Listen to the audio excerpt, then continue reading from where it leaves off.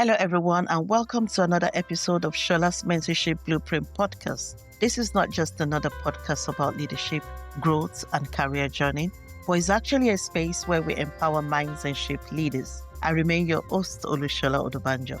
I am a registered nurse, a chartered manager, and a mentor. Now, let's dive into today's discussion. I want to talk about a word that gets thrown around a lot, and that is mentoring. Some people treat it like a badge, and some people treat it like any other word. But some people also actually live it. In my years as a leader, I've realized that the gap between saying I mentor people and actually mentoring is wider than we admit. And if we don't close that gap, we actually risk losing the very people who will shape the future, our emerging leaders. So let's dive in.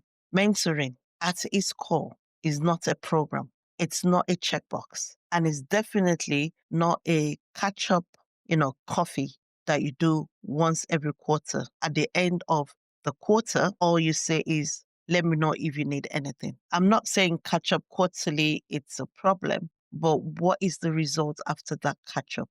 Definitely not saying, let me know if you need anything. Mentoring is a commitment. It's influence with intention. It's proximity. It's investment.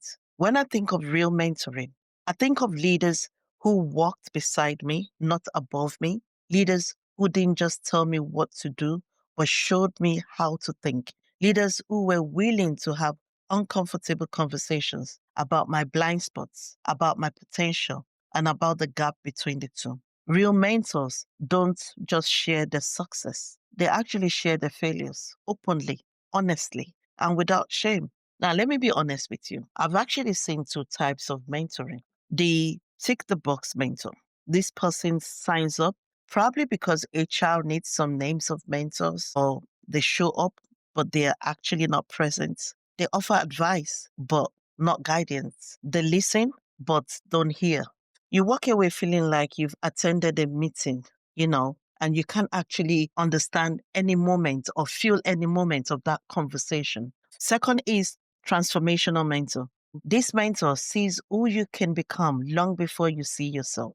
They challenge you, they stretch you, they inconvenience themselves for you. They celebrate your progress even more loudly than you do. These are the leaders who don't settle for being good examples. They choose to be a living invitation to follow. Now, let's talk about the emerging leaders, the young ones stepping into the workforce, hungry for power, hungry to do things, very enthusiastic, sometimes messy, sometimes unsure, but full of potential. They are not just the next generation of workers, they are the next generation of professionals, creators, thinkers, innovators, and leaders. But here's the truth. They are coming into a world that is more complicated, more global, more demanding, and more fast moving than the world we actually entered. They don't just need instructions, they actually need interpretation. They don't just need direction, they need development. They just don't need feedback. They need faith in who they can become. And that faith must come from us. Let me ask you something, and I want you to answer this silently to yourself. Are you actually mentoring or are you showcasing? Because here's the difference. Showcasing is about lightening your spotlight. Mentoring is about handling the spotlight to someone else. Showcasing says, watch how good I am. Why mentoring says, let me help you get where you're meant to go. Showcasing is definitely an ego. Mentoring is actually legacy. And here's the truth. You can impress people from a distance, but you can only influence them when you're close. One of the most powerful mentoring moments in my life didn't actually happen in a formal section or during a scheduled chat.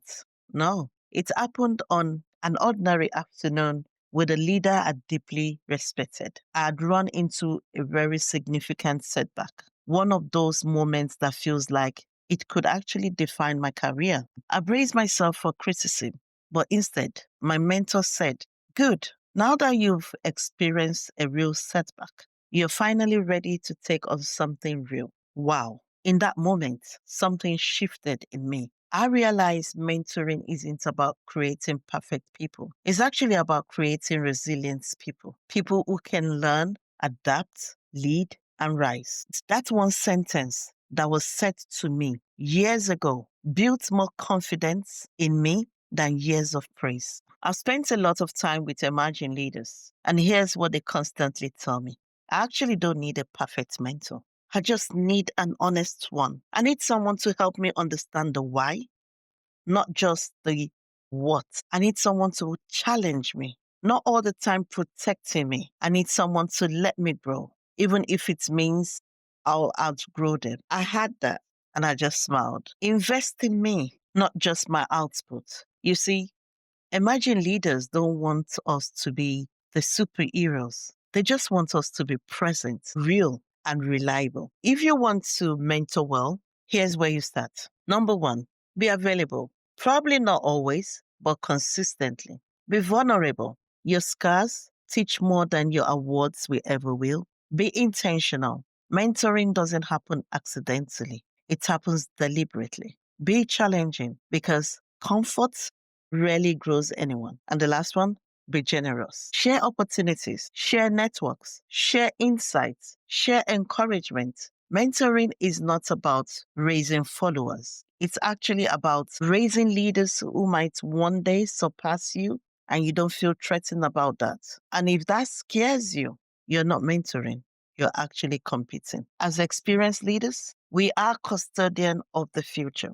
The emerging leaders watching us, learning from us, walking beside us, they are our legacy. And legacy isn't built on the tasks we complete. It's built on the people we develop. So I want to leave you with this one question, a question I hope sits with you long after this episode ends. And that is, when the story of your leadership is told, will it highlight your achievements or the people you raised? Because the world doesn't need more impressive leaders. It needs more invested ones. Be the leader who plants tree under whose shade you may never sit. That is mentoring. That is leadership. And that is legacy. This brings us to the end of another interesting episode. Thanks for listening. Now, if this episode challenged you, inspired you, or made you reflect, kindly like, share it with another leader who needs to hear it. And don't forget to subscribe to my channel for more conversations like this. Until next time, I'll say, lead with purpose, lead with courage, and lead with a heart. Take care. Bye.